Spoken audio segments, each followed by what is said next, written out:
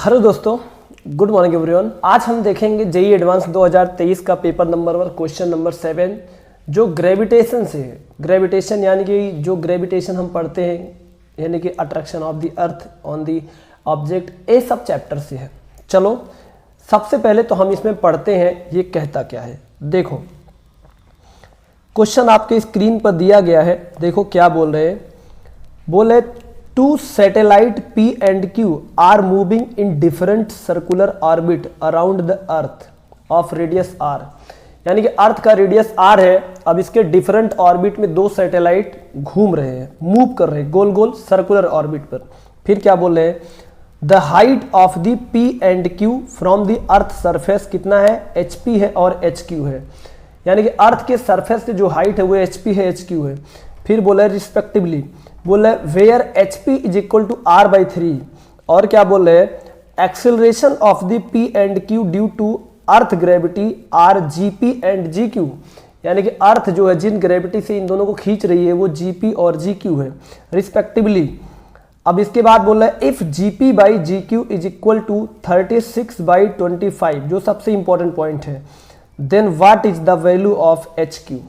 ठीक है, चलो सवाल को करते हैं। देखो क्वेश्चन में क्या बोला है, पहले मैं डायग्राम बना देता हूं। देखो क्वेश्चन में मान लो बच्चों यहाँ पे जो है अर्थ है, ठीक ना, और अर्थ का जो मास है m है और इसका जो रेडियस है वो कितना है, कैपिटल R है। अब दो सैटेलाइट बना दो इसके चारों तरफ, दो डिफरेंट ऑर्बिट में। तो देखो पहला वाला जो ऑर्बिट है इसको हमने ऐसे रेड कलर से बना दिया है, ठीक ना, पहला ऑर्बिट हमने रेड कलर से बना दिया है।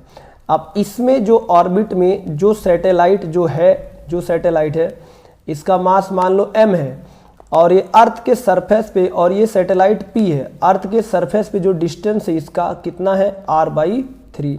बात सही है। इसके बाद हम दूसरा सैटेलाइट का डायग्राम बनाएंगे। देखो दूसरे सैटेलाइट का ऑर्बिट जो है इसको ब्लैक में से बना देते हैं, इस तरह से दूसरे सैटेलाइट को हमने क्या किया है, ब्लैक में बना दिया है। तो ये है दूसरा सैटेलाइट। अब जो दूसरा सैटेलाइट है वो कहीं मान लो यहाँ पे है, अर्थ के सरफेस से जो इसका डिस्टेंस है ये बेसिकली HQ है। तो हमें बताना है HQ कितना है, इसका भी मास कितना है, m है। बाकी और पूछा कुछ नहीं है। देखो अब बड़े ध्यान से देखो, यहाँ जो ग्रेविटी दिया है वो बेसिकली है क्या। देखो जब ये दोनों गोल गोल घूम रहे हैं, सैटेलाइट नंबर P और सैटेलाइट नंबर Q जो है फर्स्ट ऑर्बिट में सेकंड ऑर्बिट में घूम रहे हैं, तो इन पर और अर्थ के बीच जो ग्रेविटेशनल फोर्स लगेगा इसको हम बोल देते हैं FP, और Q पर जो ग्रेविटेशनल फोर्स लगेगा इसे हम बोल देते हैं FQ। बात बिल्कुल सही है, बिल्कुल बात सही है। तो देखो यहाँ से हमसे बोला क्या है, बेसिकली ग्रेविटी होगा क्या। अगर हम देखेंगे तो जो P है ये रेड वाले ऑर्बिट में घूम रहा है, तो रेड वाले ऑर्बिट में घूमने की वजह से जो P है, जो ऑर्बिट P है, इसको अर्थ की तरफ एक एक्सीलरेशन लगेगा, सेंट्रीपिटल एक्सीलरेशन AP। तो जो सेंट्रीपिटल एक्सीलरेशन AP होगा एक्चुअली यही ग्रेविटी का काम करेगा। क्यों, क्योंकि यहाँ पर सर्कुलर मोशन हो रहा है, तो सेंटर की तरफ जो फोर्स लगेगा वही ग्रेविटेशनल फोर्स होगा, यानी कि वही तुम्हारा सेंट्रीपिटल फोर्स होगा। और इसी तरह से जो Q पर फोर्स लगेगा अंदर की तरफ, इसे हम बोलेंगे सेंट्रीपिटल फोर्स FQ, या फिर इसको जो एक्सीलरेशन लग रहा है इसको हम बोलेंगे AQ, और यही तुम्हारा होगा GQ। और पहले वाले पर जो फोर्स लगेगा सेंटर की तरफ यानी कि AP, ये तुम्हारा कितना होगा, GP। तो जो GP AP है ये तो हमने पहचान कर लिया, actually centripetal acceleration towards the earth होगा, क्योंकि यही गोल गोल रोटेट करेगा। अब इनका रेशियो फाइंड आउट करना है। देखो अगर हम यहाँ से फाइंड आउट करेंगे, पहले लिखोगे FP, तो बताओ FP क्या होगा। FP होगा G अर्थ का मास इंटू स्मॉल मास और divided by total distance from the centre, ये होगा R, और प्लस HP का होल स्क्वायर। बात बिल्कुल सही है। अब यहाँ से अगर मैं बात करूँगा, देखो पहला तो हमने निकाल लिया है। अब अगर हम बात करूँगा FQ, तो बताओ FQ कितना होगा। FQ होगा G और अर्थ का मास इंटू सैटेलाइट का मास, क्योंकि दो ऑब्जेक्ट के बीच लगने वाला जो फोर्स है उसका फार्मूला यही है, और ये होगा R प्लस, और यहाँ से मिलेगा HQ का होल स्क्वायर। बात बिल्कुल सही है, ठीक ना। अब बड़े ध्यान से देखो, अगर हम यहाँ से देखेंगे तो बताओ GP कितना होगा। GP होगा FP/m इसी तरह से जो जी क्यू है ये कितना होगा, ये होगा F Q by small m, यानी कि मास ऑफ द प्लैनेट्स, ठीक ना। तो अब बड़े ध्यान से देखो, ऐसा करने से क्या होगा, देखो फोर्स डिवाइडेड बाई मास जो हमने निकाला है ना, ये आपका हो गया एक्सीलरेशन टुवर्ड द सेंटर, और ये भी हो गया एक्सीलरेशन टुवर्ड्स द सेंटर। अब इन्होंने बोला है कि जो जी पी बाई जी क्यू है, ठीक ना, इसकी वैल्यू कितना दिया है, ध्यान से देखो, इसकी वैल्यू इन्होंने दिया 36/5, तो इसे यहाँ पे दे दो 36/25। अब तुम यहाँ से लिखो, इधर अगर आप लिखोगे तो तुम्हें क्या मिलेगा, एफ पी। देखो एफ पी की जो वैल्यू ये मिलेगा एफ पी बाई एम, और डिवाइड में कितना मिलेगा, एफ क्यू बाई एम। तो बताओ एफ पी की वैल्यू क्या होगा, एफ पी की वैल्यू होगा G M M by M, और यहाँ से होगा आर प्लस एच पी का होल स्क्वायर। इसी तरह से जो एफ क्यू है ये होगा G M M by M, और यहाँ से कितना होगा, आर प्लस एच क्यू का होल स्क्वायर। तो बड़े ध्यान से देखोगे जी एम एम जो है कट गया, एम से एम जो है ये भी कट गया, तो इधर से आ गया 36/25, और अगर राइट साइड में सॉल्व करोगे तो ये वाला पोर्शन ऊपर चला जाएगा।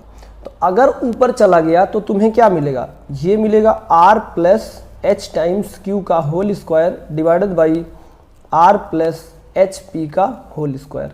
अब एच पी की वैल्यू इन्होंने दिया है r/3, देखो क्वेश्चन में दिया है ना, ये देखो दिया है एच पी r/3, तो इसे यहाँ पर फिलअप कर दो। तो जब यहाँ पे फिलअप करोगे तो तुम्हें क्या मिलेगा, ये मिलेगा 36/25, और ये कितना मिलेगा, ये मिलेगा r प्लस एच क्यू का होल स्क्वायर, और ये मिलेगा r प्लस r/3 का होल स्क्वायर। तो यहाँ से निकालोगे तो r प्लस एच क्यू का होल स्क्वायर जो है ना, ये आपको कितना मिलेगा, ये मिलेगा 36/25, और इंटू, अब देखो ये अंदर का जो पार्ट है ये बेसिकली बनेगा 4r/3, तो इसका स्क्वायर करेंगे तो हमें मिलेगा 9r/ कितना मिलेगा, सॉरी जब हम इसका स्क्वायर करेंगे तो हमें कितना मिलेगा, हमें मिलेगा 16r/9। तो अगर आप देखोगे 9 से इसको काटोगे ये बन गया 4, तो देखो r प्लस एच क्यू जो बना है ये कितना बना है, रूट में देखो 16 × 4 कितना हो गया, 64r², ये तो तुम्हें r² बनेगा, और डिवाइडेड बाई 25, ठीक है। तो यहाँ से r प्लस एच क्यू जो है ये कितना बन गया, ये बन गया 8r डिवाइडेड बाई 5। तो बताओ एच क्यू जो बना है ये कितना बना है, ये बना है 8r divided by 5 minus r, यानी कि ये बना है 3r/5। तो जो आंसर मिला है एच क्यू का वो आ गया 3r/5। तो अगर आप देखोगे ऑप्शन में, तो ऑप्शन में क्या है, ए ऑप्शन सही है, ठीक ना। ये तरीका तो हमने आपको बताया है, एकदम जेन्युइन मेथड जैसे हम निकालते हैं। आप इसे डायरेक्ट भी लिख सकते थे। अगर आप देखोगे तो जो सैटेलाइट, देखो जो सैटेलाइट पी है, यहाँ से एच पी कितना दिया है, एच पी दिया है r/3। तो देखो अगर हम जानते हैं अर्थ के सरफेस से अगर हम h हाइट पे चलते हैं तो जो ग्रेविटी बनती है h हाइट पर वो कितना बनता है, वो बनता है जी कैपिटल M और divided by r plus H का होल स्क्वायर, ये बनता है। तो यही कॉन्सेप्ट लगाओ। अगर हम जीपी पर ग्रेविटी लिखेंगे तो क्या लिखेंगे, हम लिखेंगे gm और divided by r plus H P का होल स्क्वायर। और इसी तरह से अगर हम जी क्यू यानी कि क्यू ऑर्बिट में, क्योंकि क्यू का जो हाइट है वो कितना है, देखो ब्लू लाइन, क्यू का जो हाइट है वो r प्लस सेंटर से कितना है, r प्लस एच क्यू है। तो जो जी क्यू बनेगा ये बनेगा G M divided by r plus H Q का होल स्क्वायर। तो यहाँ से अगर आप G P by G Q रखोगे कितना, G P by G Q रखोगे 36/25, तो और इधर अगर आप रखोगे तो कितना मिलेगा, ये मिलेगा एच क्यू प्लस आर का होल स्क्वायर और divided by H P plus R का होल स्क्वायर।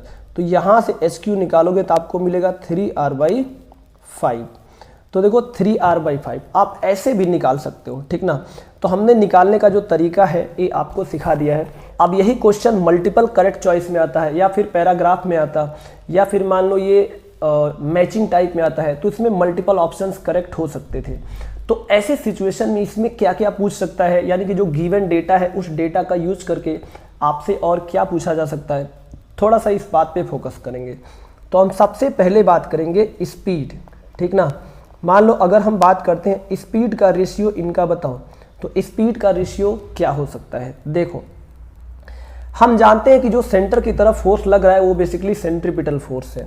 तो सेंट्रीपिटल फोर्स अगर आप Fp रखोगे तो क्या रखोगे? ए आएगा Gmm और डिवाइडेड बाई बताओ R, और प्लस जो Hp आया है वो आया है R/3 का होल स्क्वायर। और जो सेंट्रीपिटल फोर्स होता है, ठीक ना, वो क्या होता है? अगर हम मान लो ये तुम्हारा इसका स्पीड अगर मान लो इस डायरेक्शन में कितना है, देखो इस डायरेक्शन में अगर Vp है और इसका स्पीड इस डायरेक्शन में कितना है, Vq है, तो जो सेंट्रीपिटल फोर्स लगेगा ये होगा m और यहाँ से आएगा Vp स्क्वायर और divided by R plus R/3 यानी कि रेडियस। तो देखो यहाँ से तुम जो है Vp जो है निकाल सकते हो, ठीक ना। तो Vp कितना बनेगा? Vp जो स्क्वायर है ये बनेगा Gm, देखो क्योंकि m से m तो कट गया, तो कितना बनेगा? देखो ये बनेगा Gm और divided by R plus R/3 का होल स्क्वायर। ये तो बन गया Vp स्क्वायर। इसी तरह से जब Vq स्क्वायर निकालोगे तो कितना बनेगा? ए बनेगा Gm और डिवाइडेड बाई R प्लस यहाँ से 3R/5 का होल स्क्वायर। तो अगर आप इसका रेशियो लोगे तो बताओ Vp/Vq जो है ना ये कितना होगा? अगर आप इसे देखोगे तो जो Vp/Vq जो होगा ना ये कितना होगा? ऊपर का सारा पार्ट तो कट जाएगा, तो आपको यहाँ से एक पावर तो कट चुका है ना, एक पावर कट चुका है, ध्यान रखना ये एक है, सिंगल है, ये भी क्या है, सिंगल है। तो अगर निकालोगे तो आपको कितना मिलेगा? इधर से अगर आप देखोगे तो मिलेगा 8R/5, क्योंकि ये तो ऊपर चला जाएगा, ठीक ना। 8R/5 और डिवाइड में कितना मिलेगा? और डिवाइड में मिलेगा 4R/3। तो अगर आप इसे देखोगे तो आपको कितना मिलेगा? ये कट गया तो आपको मिलेगा √6/5। ये तो मिला है तुम्हें Vp/Vq। बड़ा आसान है ये, ठीक ना। देखो अगर मान लो यहाँ से दोनों के एंगुलर वेलोसिटी का रेशियो पूछता तो जो एंगुलर वेलोसिटी का रेशियो है वो कितना आएगा? देखो हम जानते हैं ω_p डिवाइडेड बाई ω_q जो होगा ना ये बेसिकली होगा Vp divided by total resistance Rp और divided by Vq divided by Rq। तो जब इसे सॉल्व करोगे तो देखो यहाँ से तुम लिखो Vp/Vq और मल्टीप्लाई बाई Rq/Rp। तो देखो Vp/Vq हमें पता है कितना है, √6/5, और Rq/Rp जो है ना इसकी जो वैल्यू होगा बताओ ये कितना आएगा? Rp का होगा R प्लस 3R/5 और ये होगा R प्लस R/3। तो बेसिकली ये कितना आएगा? ये आएगा √6/5 और इंटू √6/5। तो इसका आंसर आएगा 6/5, यानी कि जो एंगुलर वेलोसिटी का रेशियो है वो आ गया 6/5। अगर इतना मिल गया तो इसके फ्रीक्वेंसी का रेशियो, तो देखो इसको तुम क्या लिख सकते हो? इसको लिख सकते हो 2πfp और इसको लिख सकते हो 2πfq। तो ये तुम्हारा बन गया 6/5। तो 2π से 2π कट गया तो fp/fq जो बना है ये आया है 6/5। अब मान लो पूछा इसके टाइम पीरियड का रेशियो, तो देखो fp को हम लिख सकते हैं 1/tp और fq को लिख सकते हैं 1/tq और ये आएगा 6/5। तो जो टाइम पीरियड का रेशियो है tq/tp ये कितना आया है? ये आ गया 5/6, ठीक ना, और सॉरी 6/5। तो यहाँ से जो आएगा tp/tq, ठीक ना, ये आ गया 5/6। तो ऐसे करके आप टाइम पीरियड का भी रेशियो निकाल सकते हो। बात बिल्कुल सही है। अब इसका अगर आपको याद हो तो इसको दूसरे कॉन्सेप्ट से भी कर सकते हो। देखो क्लास ऑर्बिटल स्पीड होता है वो बेसिकली कितना होता है? जो Vp होगा ये होता है Gm/Rp अंडर रूट में, और जो Vq होगा ये कितना होगा? ये आएगा Gm/Rq। तो अब इसे डायरेक्ट आप इसका रेशियो ले सकते हो।